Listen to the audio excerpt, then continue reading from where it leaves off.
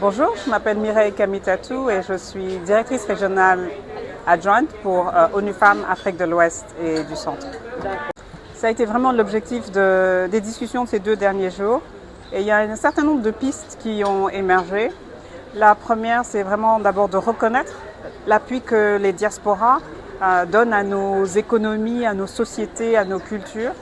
La deuxième, c'est d'établir des plateformes qui leur permettent d'investir dans des projets de société qui soient durables, des plateformes qui leur donnent une certaine forme de confiance dans les projets dans lesquels ils investissent et des plateformes qui permettent d'aligner les projets avec les priorités nationales. Il y a eu un très bon exemple qui a été présenté sur la perspective du Sénégal qui va vers une journée nationale de la diaspora et qui est en train de se préparer justement pour avoir ce genre d'outils pour canaliser tout l'appui et tous les transferts que font les diasporas sénégalaises à travers le monde.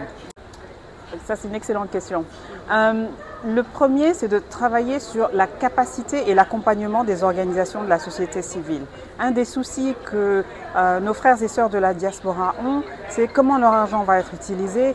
Est-ce que leur argent va profiter aux femmes, aux filles, aux personnes dans nos communautés? Donc, arriver à un système qui permette une transparence sur où vont les fonds, à quoi ils servent, pouvoir avoir une vraie redevabilité, mais aussi pouvoir mesurer un impact. Il faut que nos organisations de la société civile puissent, au départ, travailler avec les diasporas pour définir les projets, mais aussi leur montrer l'impact que les fonds qu'ils gagnent durement ont sur les communautés dans nos pays comme le Sénégal.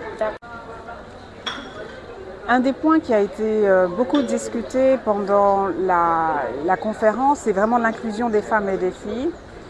Et on comprend les barrières. Il y a des barrières qui sont liées aux normes sociales. Il y a des barrières qui sont liées à l'éducation. Le fait que beaucoup de nos femmes et filles, surtout dans les milieux ruraux, n'ont pas accès à certaines technologies, qu'elles n'ont pas cette capacité de faire des opérations financières, etc. Donc il y a besoin d'avoir un renforcement de capacité, mais il y a aussi un besoin de développer des plateformes et des applications qui soient simples et qu'elles puissent utiliser sans avoir besoin de trop de formation. Donc c'est un petit peu les deux, travailler sur leurs capacités, mais avoir une offre qui soit adaptée à leurs besoins. Pendant la conférence, il y a plusieurs pistes qui ont été discutées. La première, c'est comment est-ce que nos gouvernements peuvent travailler pour lever certaines barrières pour l'investissement de la diaspora. Donc, par exemple, ce peut être des barrières fiscales pour s'assurer que leurs investissements vont aller vraiment directement aux communautés et aux projets. Ça peut être aussi des incitations fiscales, c'est-à-dire des réductions d'impôts, des choses qui vont faire qu'ils vont avoir envie d'investir. Et il y a aussi le partenariat. C'est peut-être pas le cas au Sénégal, mais on sait que dans notre région, il y a certains pays dans lesquels les diasporas n'ont pas confiance dans les gouvernements. Donc arriver à avoir un partenariat large, qui est par exemple le gouvernement, des organisations de la société civile, système des Nations Unies, secteur privé, ça permet de donner des garanties à la diaspora qu'ils s'engagent dans un projet qui est un projet large avec des parties prenantes diverses. Je pense qu'il y a un vrai plaidoyer, d'abord pour quelque chose qui est venu ici peut-être pour le secteur privé, mais qui est aussi qu'on peut transposer aux autres États membres, c'est leur montrer la valeur ajoutée.